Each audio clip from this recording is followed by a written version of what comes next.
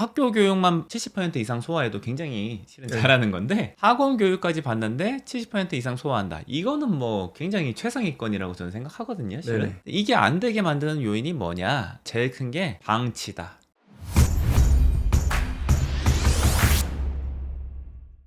대치동 내부 고발자입니다. 오늘은 저희가 정원에 대한 얘기를 좀 하고 싶어서 시간을 마련했습니다. 저희가 이제 저희 학원을 운영하고 있는데 학원이 정원이 정규반 같은 경우는 8명이에요. 대치동에서도 좀 적은 편인데 저희가 이 좋은 교육을 좀 더 하고 싶어서 그거를 또 한 명 더 줄여가지고 7명으로 정원을 이번에 만들려는 생각을 가지고 있고 실제로 진행을 할 거예요. 실질적으로 뭐가 다른지 말씀을 드리면 좋을 것 같아요. 정원이 적으면 뭐가 좋죠? 선생님이 아이들을 실제로 바라보고 수업을 진행할 수 있는 게 가장 큰 장점이라고 봅니다. 그게 아니면 이제 주입식 수업처럼 되는 거겠죠? 선생님은 다 설명하고 네. 아이들은 이제 듣기만 하는 수업 네네. 구조로 되면은 효과가 떨어지고 그런 식으로 해서 배울 수 있는 학생들이 비율이 높지가 않잖아요. 정원을 줄이는 게 좋다.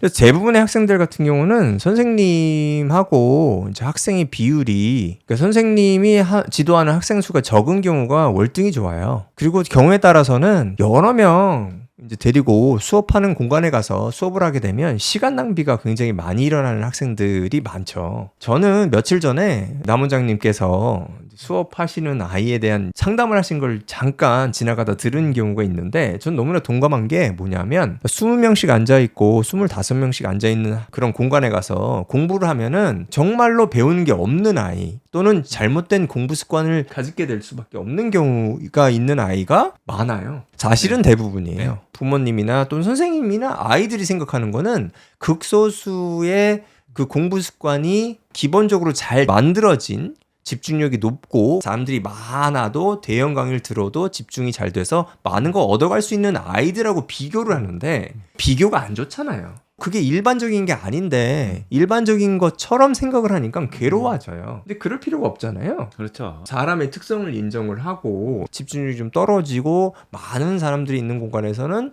좀 소통이 어렵다는 걸 인정을 하고 그 특성에 맞게끔 공부를 하면 되잖아요. 그것에 이제 중요한 점이 하나가 뭐냐? 선생님이 소통할 수 있는 그 방법을 만들어 주는 거죠. 흔히들 이제 주입식 교육이 안 좋다고 하잖아요. 네네. 그런데 이제 정원이 20명이 넘어가고 이러면은 네. 주입식 교육이 아닌 식으로 수업을 할 수 있는 사람들이 거의 없어요. 그런 사람이 존재하기는 하는데 네. 가끔 가다가 뭐 한 100명 깔아놓고 해도 소통하듯이 이제 수업하는 사람들이 있죠. 마이클 샌들 이 정도 되면은 그게 가능한데 우리는 마이클 샌들이 아니잖아요. 그리고 마이클 샌들 수업 듣는 사람들이 네. 집중이 잘 되고 소통이 잘 되는 사람들이 많이 들어요. 주고받는 수업을 하려면은 네. 정원이 적은 게 필수적이고 이런 생각해보면 될 것 같아요. 절대적인 요인이다. 세계 대학 평가 이런 거 할 때 교수 1인당 학생 수를 무조건 보거든요. 이게 되게 중요해요. 실은 이게 적을수록 점수가 확 높아지거든요. faculty ratio가 항상 들어가더라고요. 네, 이게 너무 중요하니까 네. 그렇게 생각해 보시면 될 것 같아요. 진짜 중요하고 제대로 가르쳐야 되는 그런 경우에는 지도자 1인당 그 학생 수, 배우는 사람의 수를 적게 가져간다. 이거 아무리 지도자가 역량이 뛰어나도 관심을 줄 수 있는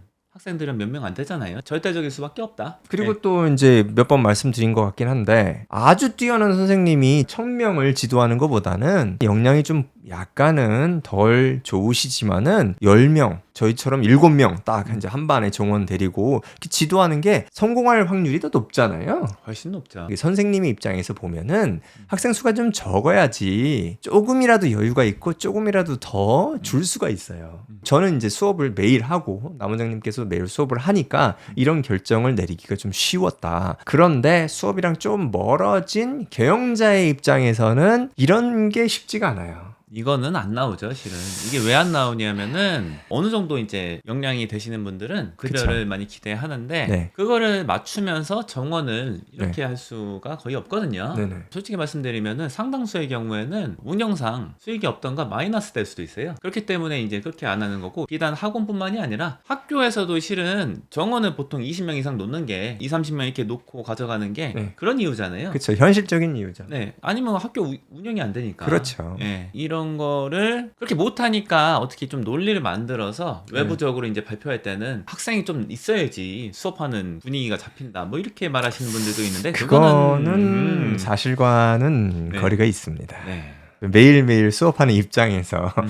말씀드리면은 쉽지가 않아요. 저는 뭐 이렇게 보면 좋을 것 같아요. 부모님들이 생각하시면은 아무리 그 아이들 지도하는 역량이 뛰어나셔도 자식들이 여러 명이면은 신경 다 못 쓰잖아요. 예, 예. 이렇게 보시면 될 것 같아요. 가르치는 것도 실은 보면은 딱딱한 뭐 전문성 이런 걸로 애들이 성장하는 면이 없진 않은데 예. 그거보다는 관심 주고 적절한 피드백 주고 코칭하고 이런 게 훨씬 크잖아요. 네네. 실질적인 성장은 그런 생각을 해보시면은 사실가 맞을 것 같습니다. 그래서 저희가 좀 어려운 결정이지만은 학생들을 위해서 또 선생님 지도를 위해서 정원을 7명으로 변경한다. 그거를 말씀드리려고 이렇게 했고 학생 1명, 선생님 1명이 몇 명 가르치는지 그 효용에 대해서 잠시 말씀드렸습니다. 그리고 학생들 지도하는 면에서 또 살펴볼 게 코티칭이라는 이슈가 있어요.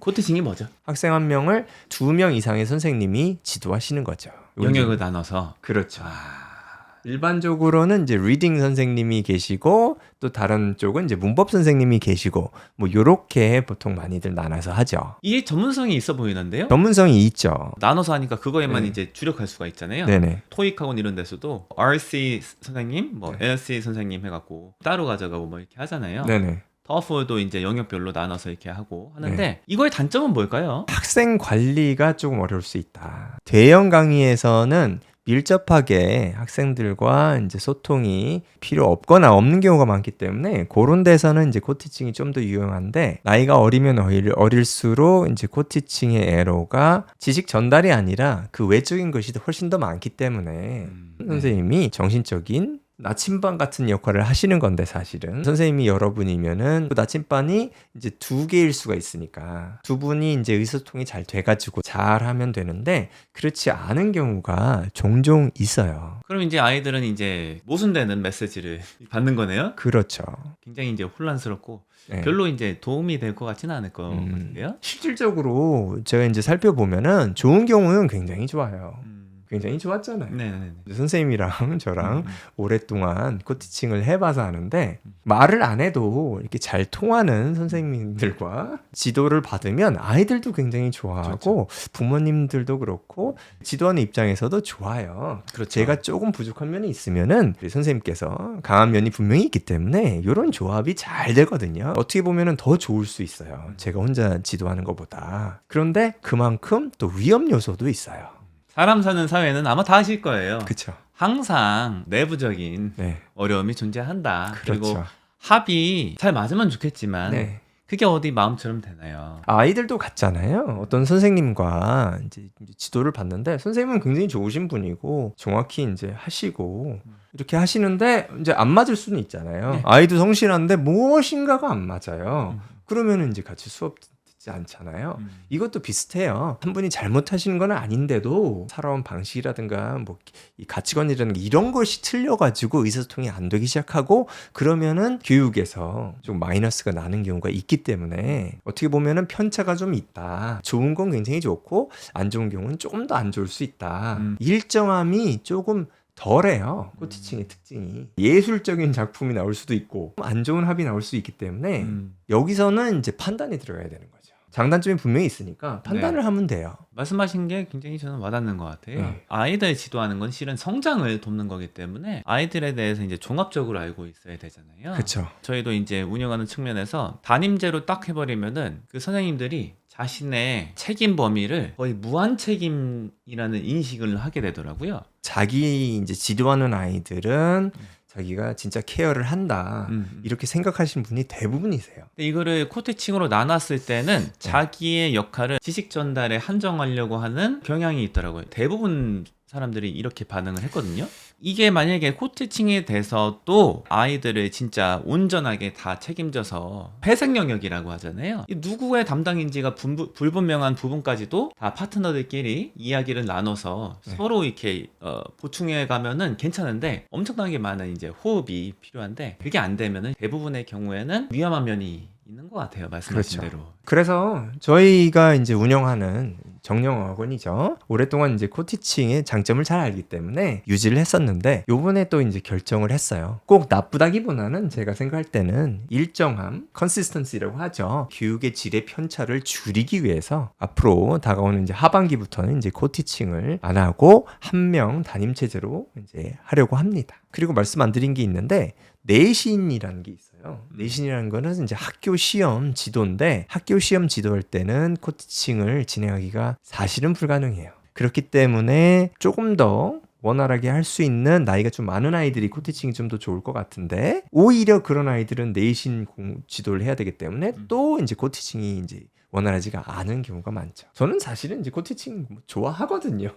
워낙 좋은 경험을 이제 많이 했기 때문에. 근데 저희 이제 운영하는 학원에서는 어려운 결정을 했다. 뭐 이제 말씀을 드립니다. 말씀드리고 싶은 거는 교육에 있어서 핵심적인 게 뭐라고 생각하냐면은 애들이 자기가 배우는 거에 70%만 배우면은 누구나 상위권이 될 수 있다. 이런 생각을 갖고 있어요. 교과 과정에서 가르치는 거에 70% 이상을 습득한다. 아주 상위권이죠. 지금 이제 교육 체제에서도. 맞습니다. 학교 교육만 70% 이상 소화해도 굉장히 실은 잘하는 건데 학원 교육까지 봤는데 70% 이상 소화한다. 이거는 뭐 굉장히 최상위권이라고 저는 생각하거든요. 실은. 네네. 이게 안 되게 만드는 요인이 뭐냐? 제일 큰 게 방치다. 그쵸. 선생님들은 대부분은 보여요. 누가 어느 정도 습득하고 있고 누구는 습득을 못하고 있는지가 보이는데 네. 시스템이 중요하잖아요. 아무리 눈으로 봐도 그런 아이들을 케어할 체제가 안 잡혀 있으면은 그냥 방치하고 가는 거잖아요. 근데 이거를 누군가는 잡아주겠지 하는 식으로 서로 이제 폭탄 돌리기 이런 식으로 하면은 아이들이 고3 졸업할 때까지 어느 한 명의 지도자한테도 제대로 보살핌을 받지 못한다. 방치되다 끝나는 거잖아요. 네네. 예를 들어서 학교라고 네. 쳐볼게요. 30명을 지도한다. 선생님이. 분명히 그 중에서 한 10명 이상은 적어도 정신 못 차리고 있을 거예요. 배우고 있는 내용에 대해서. 10명을 어떻게 다 따로 지도를 하냐. 이거는 물리적인 시간이랑 주의력 집중의 범위를 벗어나요. 그래서 방치가 되는 거거든요, 실은. 학원에서는 이거 해줄 거라고 기대하고 학원 보내잖아요. 학원에서도 비슷한 일이 많이들 벌어지고 있는 거잖아요. 되게 어처구니 없는 일이 발생하는데, 예를 들어서 뭐 학습 습관? 최근에 일을 말씀드리면은, 이런 일은 뭐 항상 많은데요. 아이들이 뭐 저기 초등 고학년, 혹은 네. 중학생들, 고등학생들 이런 네네. 애들 다 가르치잖아요. 여태까지 어느 한 사람도 아이들 수업할 때 집중하면서 들어야 된다는 거를 훈련을 안 시켜줬구나. 이런 애들이 있어요. 학교든 학원이든 간에 갑자기 멈춘 다음에 지금 어디 하고 있어? 물어보면은 눈은 선생님을 쳐다보고 있었지만 어디 하는지 모르고 있는 애들이 굉장히 많아요. 이런 게 실은 학습 습관이잖아요. 수업 진행되고 있으면은 주의를 집중해서 적어도 어디 하는지를 알고 내용을 파악한다. 네. 이게 되면은 실은 중위권 이상은 가거든요. 이게 안 되는 애들은 굉장히 실은 많아요. 중하위권까지는 이게 잘 안 돼요. 정말 놀라운 것 같은데 학창 시절 돌이켜 보시면은 아실 수 있을 것 같아요. 중하위권까지는 이게 안 되는 학생들이다, 실은. 이걸 아무도 안 잡아주면 안 되니까 관리가 필요한 건데 관리에 있어서 중요한 게 정원. 이거랑 내가 이 학생을 책임져야겠구나. 이 의식이 중요한데 요거 두 개가 있으면은 적어도 애들이 방치는 안 된다. 선생님 한 명당 지도하는 정원이랑 선생님들의 이제 책임지는 그런 마음 오늘은 말씀드렸습니다. 감사합니다.